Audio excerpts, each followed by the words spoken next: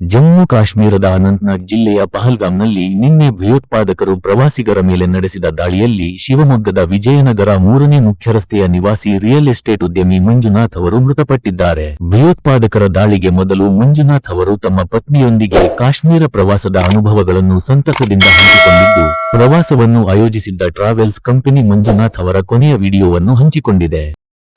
मंजुनाथ शिवमोगा कर्नाटक से हम Indian travel stores में बुक करके कश्मीर प्रवास में आए हैं।